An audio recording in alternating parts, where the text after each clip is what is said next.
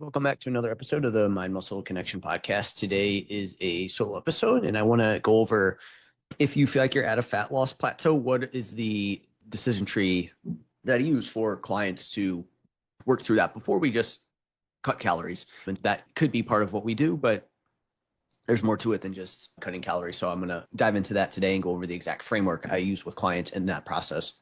But first, before we dive into that, if you haven't downloaded it yet, I have my free body recomp checklist. And in that checklist, I go over 10 things you need for body recomp. What is body recomp?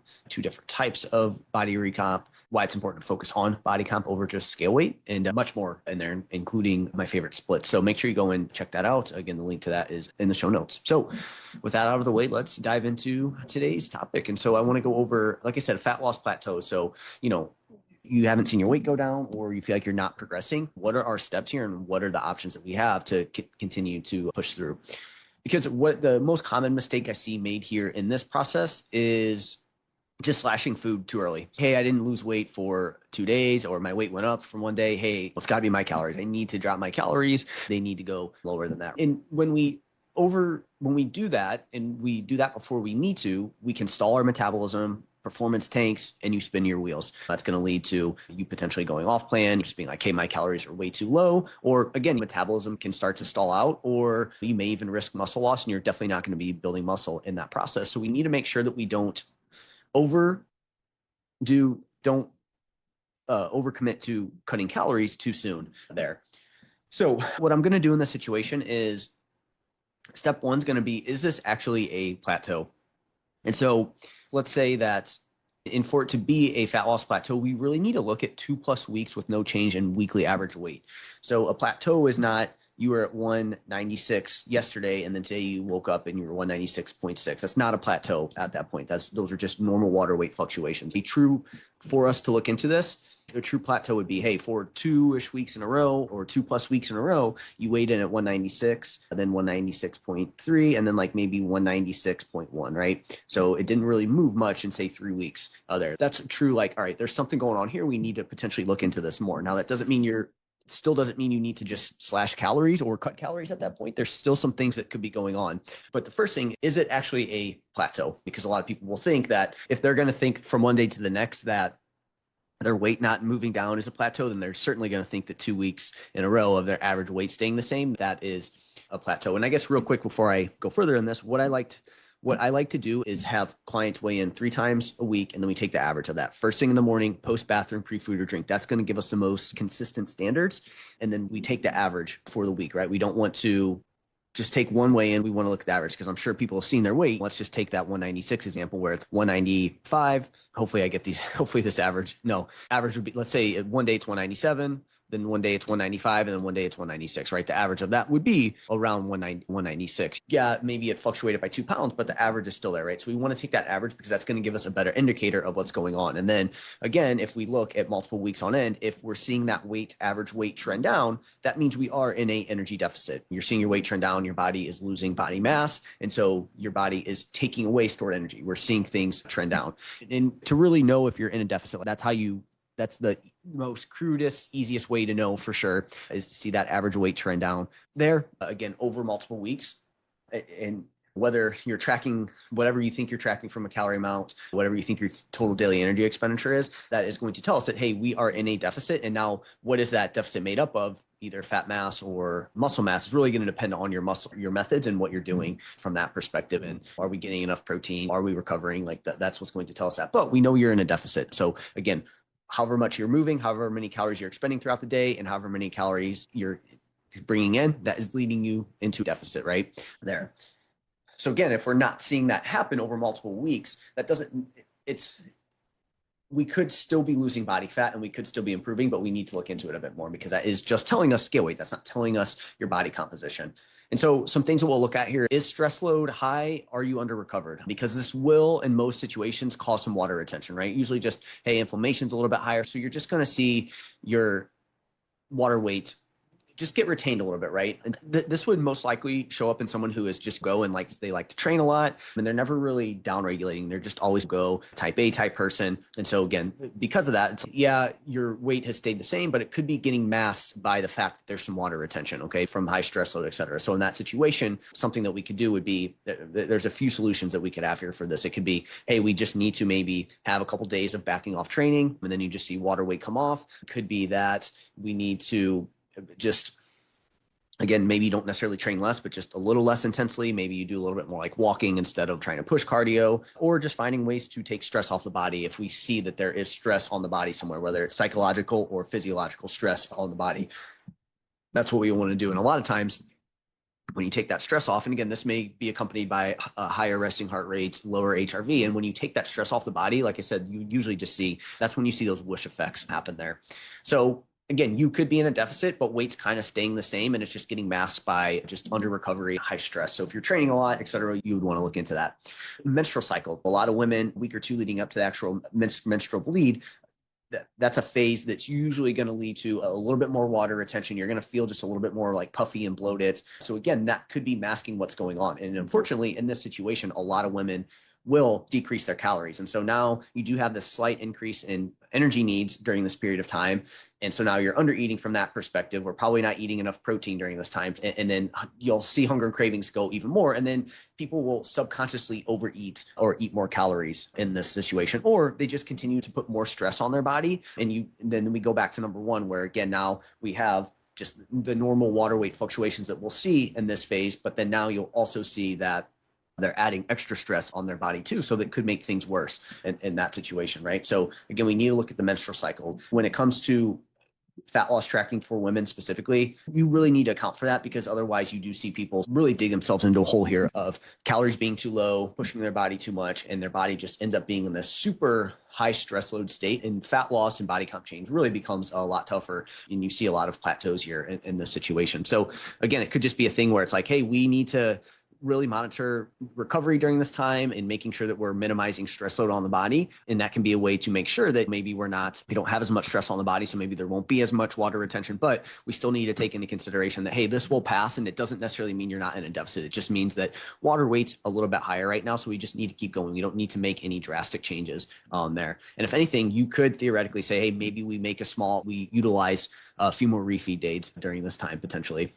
Next is, are measurements changing, right? Is body comp changing? So if your measurements are changing specifically around your waist, but you haven't necessarily lost weight in say 2 weeks, and maybe your body comp is changing, your weight loss may not pick up on this. So we have to differentiate the two of maybe you are seeing some sort of recomp here and that's what's going on. And if we just focus on scale weight, that can lead to people making adjustments before they really need to. Now you cut your calories more and maybe now you're not as in good of a state to build muscle. You're gonna have less flexibility now because you're decreasing your calories, right? So in this situation, we don't necessarily we need to look at if measurements are changing or not. And also, is body comp changing? Because if you feel like your body comp's getting better, measurements specifically in say the waist and the hips are trending down, but weight stayed around the same, to me, that's a good sign. That doesn't mean that we need to decrease our calories. Again, we'll talk about what exact steps we'll take, but this could be a sign that you're not actually plateaued. You are losing some body fat. It's just, hey, your body comp's changing. You're adding a little bit of muscle as well too there. Is the scale just lagging? Sometimes that happens too. I've seen this happen many times where sometimes scale weight just lags behind what's actually going on. And then you stick with it and then boom, there's this huge decrease. You can get that whoosh effect. And again, this is why I have clients take their scale weight 3 times per week. And then we look at the average of that instead of single day data points. A lot of it's just, a lot of these questions are around, are we truly at a plateau here? And if any of these things are off, then we stay consistent. What you could essentially do here is maybe it is, okay, is the scale lagging, or do I need to just stick with it? I think in this situation, this is where we would need to look at the time course of what we're trying to do. If somebody has to be a certain look or something at a specific time, then you need to be a bit more aggressive with like, all right, the scale's lagging. It could be, but we're a little bit more time sensitive here. So that would push me towards potentially pushing someone into making an adjustment. But if it is just a everyday person, you don't necessarily have to be a certain body fat percentage or leanness, like then we can maybe write it out for another week and just see if the scale is potentially just lagging there. But a lot of times it really comes down to the first couple ones here. Stress load's high, and we need to work on taking stress off the body again in the form of psychological stress or some sort of physiological stress that we may be placing on our body on there. So again, is it actually a plateau? And you look and you're like, you know what, I'm actually in my menstrual cycle too. No. Okay, cool. Let's stay consistent for now and let's see what happens. That's going to be the right choice in a lot of decisions here.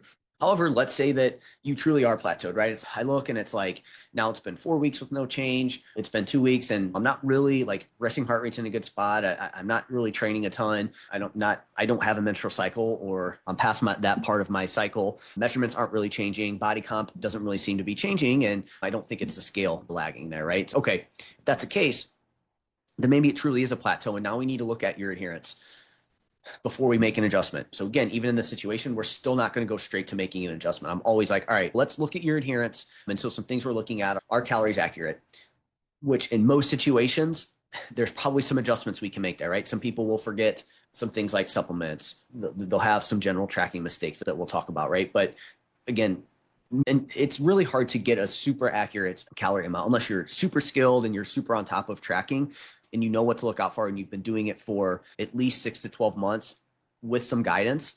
Then I think that we can assume that, hey, maybe calories are a bit more accurate. But if you haven't done that before, I'm just going to assume that there could be some adjustments that we need to make from a caloric standpoint. So are we also tracking our weekends? That's a big one where it's like, hey, I'm tracking. When you look at their food log and it's, hey, during the week, yes, they are tracking, and the weekends they're not. And usually it's followed up with, hey, I'm looking at your weekends. They don't look like they're being tracked. Oh, I did the same thing. I tried to make good choices. And I understand you tried to make good choices, but we just have to understand that in today's modern food environment, it's going to be really hard to, if you're dieting most of the time, your body's going to want more food. You're going to feel mentally restricted. And so when you get rid of those restrictions, combined with the fact that if, again, on the weekends, people are more likely to go out to eat because they're not tracking, they're more likely to make food choices that they wouldn't typically make. It's just easy to consume more calories than you think. So for not tracking weekends, before I'm dropping your calories, like we're getting that dialed in first. Are your steps consistent? Do you aim for 10,000 and then again, maybe 4 days out of the week you get 10,000 and then there's some days in there that are 4,000 or 6,000? Are we staying consistent with our steps? Are liquid calories creeping in? A lot of people forget to think about, to account for liquid calories, whether that be from multiple low calorie drinks that maybe have 10, 20 calories. Again, that itself is not going to be an issue, but it's more so when we look at everything else. Alcohol, that's a big one too. That will stall progress more than anything is alcohol. So again, are liquid calories creeping in? Is there a bit more grazing and snacking? Have you been maybe eating off plan a little bit more? Maybe you've been dieting for a little while, and so you're a bit hungrier, and so everything tastes good and everything sounds good, and so now maybe you're letting a few more of those licks and bites and eating your kids' food and whatever it is creep in a bit more. Again, that will add a couple hundred calories, right? Like faster than you can think, and again, that's going to be enough to where if you do that multiple days a week, multiple times a week, or multiple times a day, you're looking at, all right, you're probably at maintenance calories there. Especially the more on top of our calories you need to be when we're fat loss dieting. Are you winging and tracking a bit more? Maybe at the beginning of your fat loss phase, you were tracking everything to a T. And then, it just, as we do something longer and longer, we just are less likely to want to continue to do that. Are you maybe being a little bit more nonchalant with your tracking? Because again, this can start to add up there, especially the more calorically dense foods that you're having in your diet. Are you having more meals out than normal, or 2 to 3 plus meals out per week? So we're looking at, one, are you having more meals out than normal? It's like, hey, maybe the last couple of weeks you typically have 1, 2 meals out, but now you've been closer to 3 to 4. Or is it you've had 3 to 4, or are you just eating out more than 2 to 3 times a week? Because both of those are going to lead to a high likelihood that you're consuming more calories than you think. And so one way that we can work around this is just by getting that dialed in. We don't need to decrease your calories. We just need to work on meals out in that situation. Are there logging errors, right? Are you logging at the end of the day or the next day? Are serving sizes off?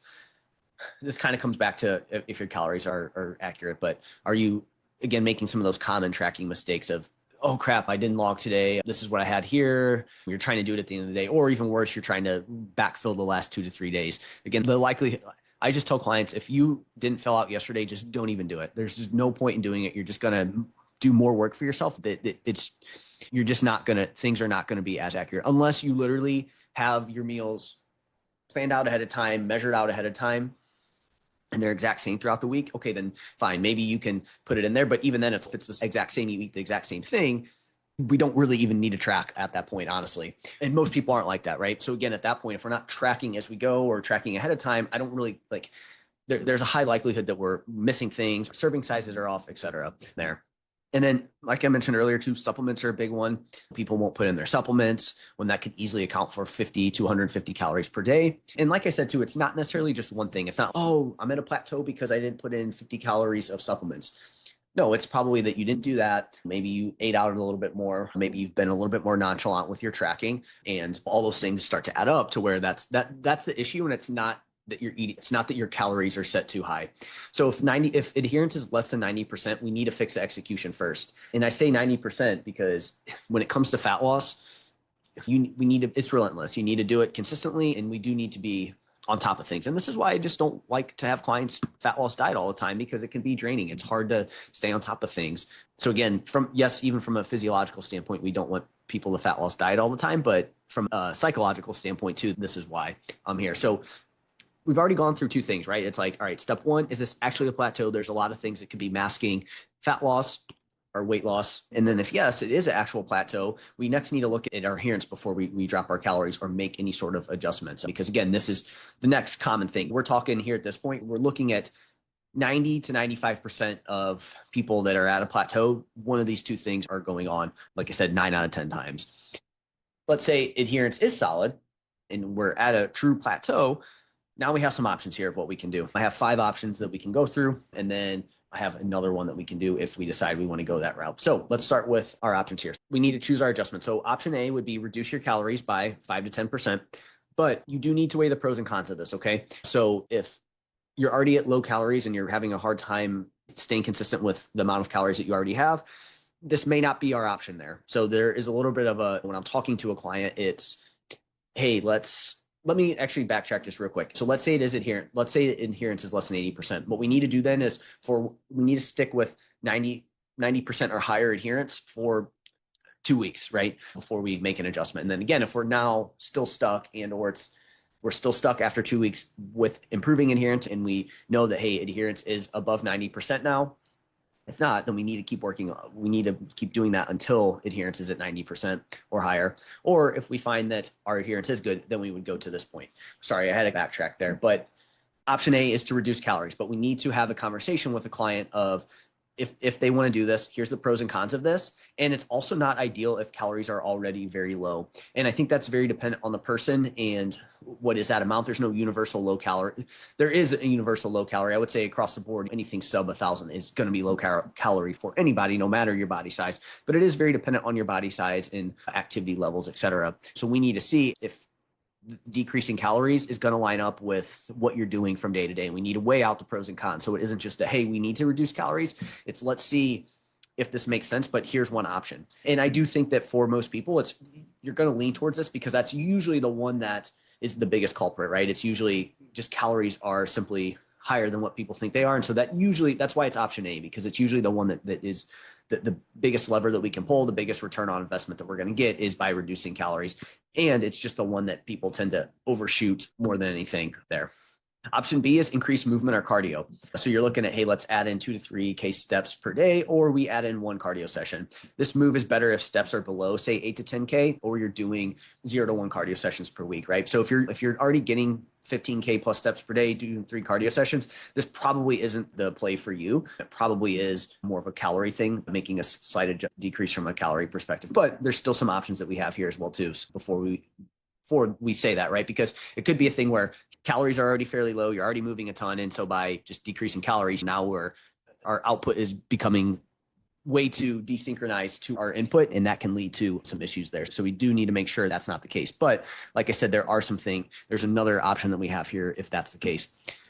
Option C is a small combo of both. So maybe it's like, hey, I haven't made a calorie adjustment yet. I still have some room there. I'm getting 10K steps per day. I'm doing 2 cardio sessions a week. Then we can do a small combo of both, right? Maybe it's like a 2 to 5% decrease in calories and like a 1 to 2K step increase. So that may look like, what would be, I need to do some math here real quick. 10% of 2,000 would be, if you were eating 2,000 calories, would be, hey, let's say you're moving 10K steps, maybe you go up to 12K steps and then you drop down to 1,900 calories. So you're doing both there versus just changing one or the other. Like I said, for most clients, when I'm doing this, I'm looking at, again, where they're at. A lot of times, if somebody is under, say, 8 to 10K, it's like, all right, that's going to be my move. I want that to be the lever that we pull before I reduce calories more. Because my goal is I really want to try and keep calories as high as we can. And so, again, if we're always going to have that lever to get more movement in and a client can commit to that, that's what I would like to do versus reducing calories.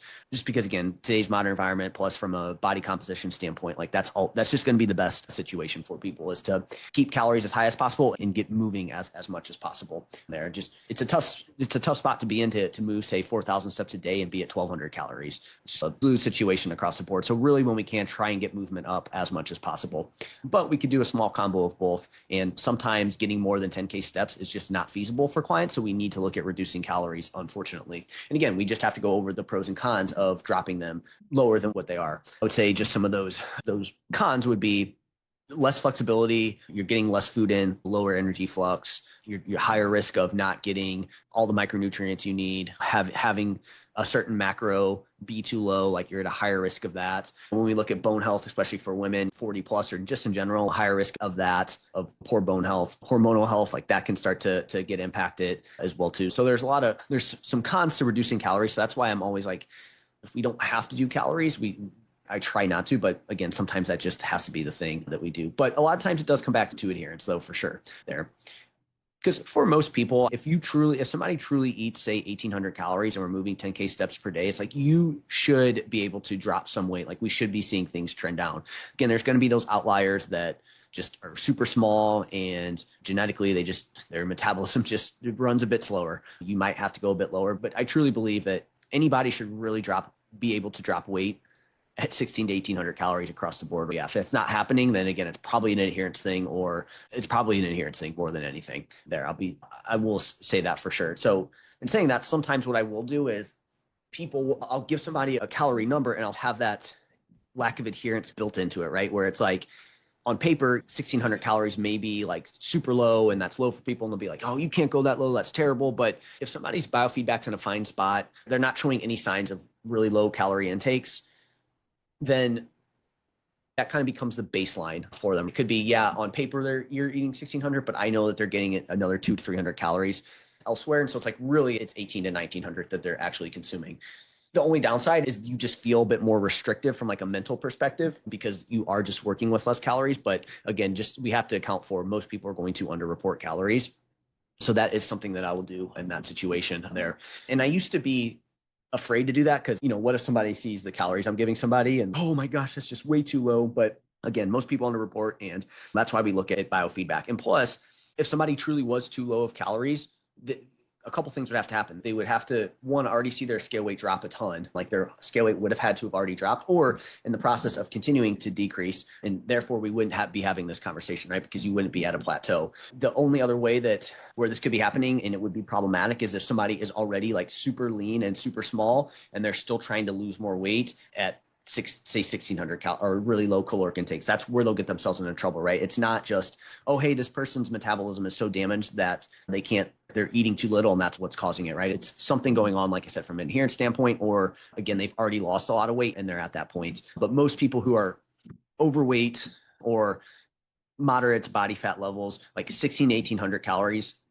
will get the job done 90% of the time, if not more than that. If not, it's one of those other issues there. All right. So those are our 3 options to start. I still have a couple more here, but it's reduce calories, 5 to 10%, increase movement or cardio, or small combo of both. Option D is, hey, maybe we make no change at all, right? Maybe it is something going on where it's like, hey, your measurements are improving, but there's some muscle gain that is happening, right? We do have an option here of not making any change. Like sometimes I'll do this where maybe someone's not overly thrilled with the amount of weight loss they had, or they think it's a lot slower than what it should be. Like we don't always need to necessarily make a change. And some clients are okay with that too, right? Slower fat loss isn't always the worst thing, especially if performance and biofeedback are in a good spot. Some pros of slower fat loss, or again, slow being it's just, really slow, or maybe your weight's staying around the same, but you're seeing improvements in measurements and body composition. The pro of that is better muscle growth potential and better recovery and performance in this situation, right? The con is that you can get stuck here and eventually get to artificially low maintenance calories. So that would be the biggest thing we'd want to look out for, is just getting stuck at this state where it's like, you're not really losing too much body fat anymore. You're not in the greatest spot. You're still in the spot to build muscle, but it's like,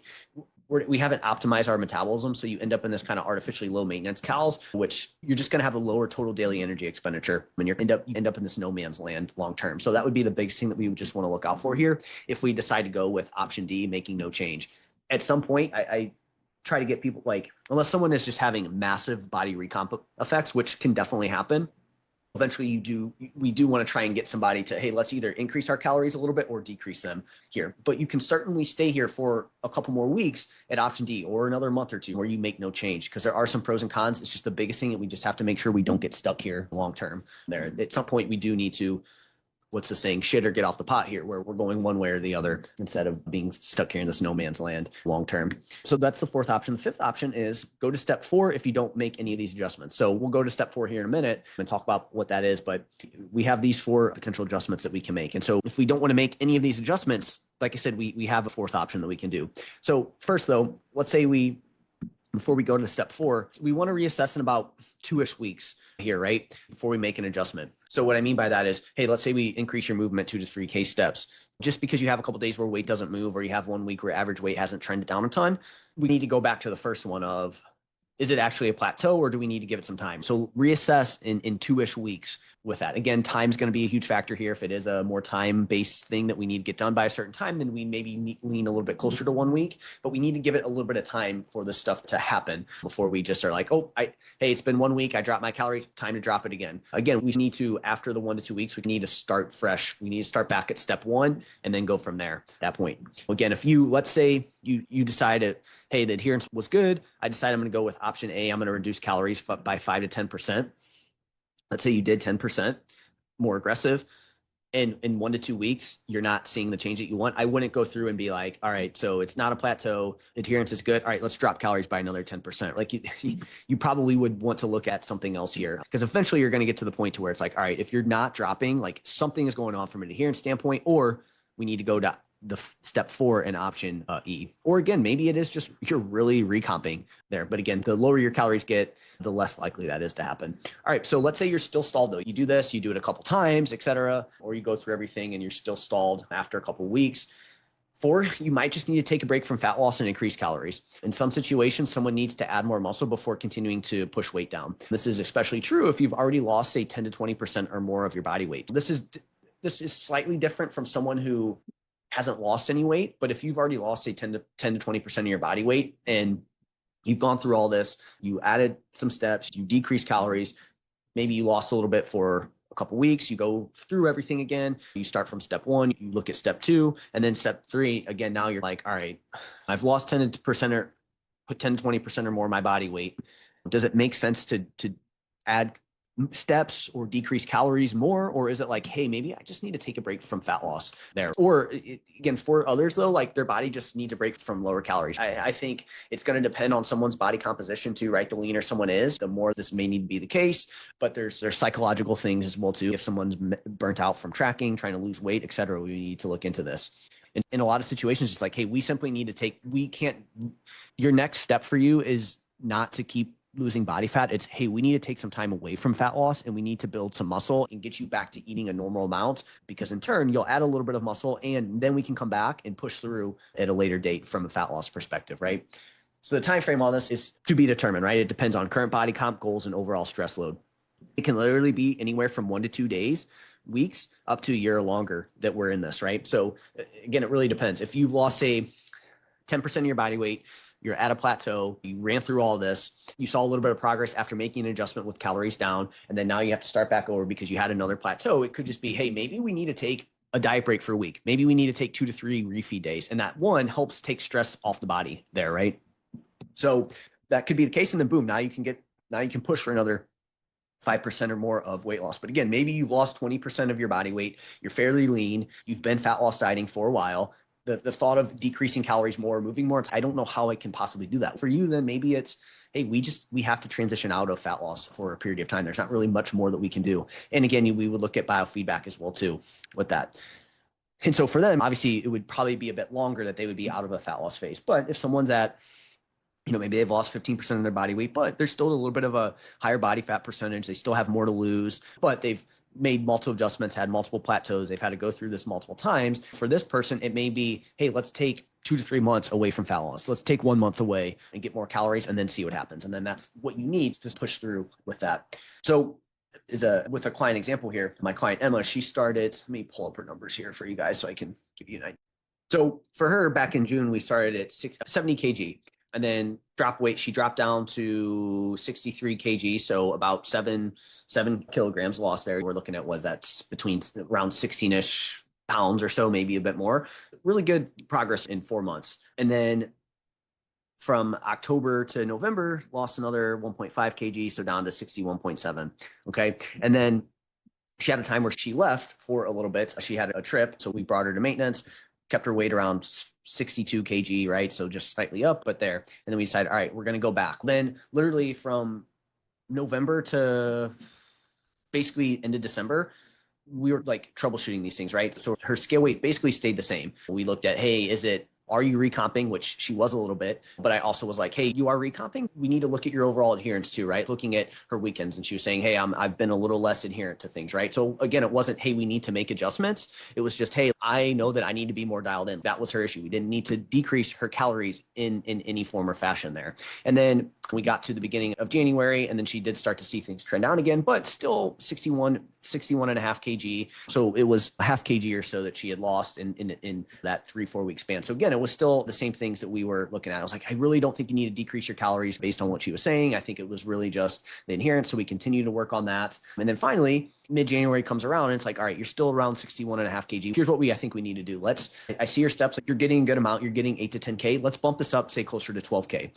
So she really bumped up her steps, and then boom, she started seeing things trend down now to 60.8 kg, 64 or 60.4 kg up until beginning of March, where she dipped under 60 kg. And so that was the change. And plus improving her adherence, like those were the things she needed to do. And it wasn't just, hey, let's slash calories more, because again, she was showing some signs of, I felt like if we decreased calories more, there was a good chance that she was going to run into some issues and we weren't going to be fueling her enough. And now she's under 60 kg. Her last check-in, looked at her progress pictures. I'm like, you're definitely, like, there's some recomp going on here too. So that was also why I didn't decrease calories, because it's not like she was seeing her scale weight trend down a little bit and there was no change in her physique. There was noticeable change. So it was like, this is a recomp that you have going on right now. So if we just decrease calories, yeah, we could get weight down, but that's not going to be what we need to do here.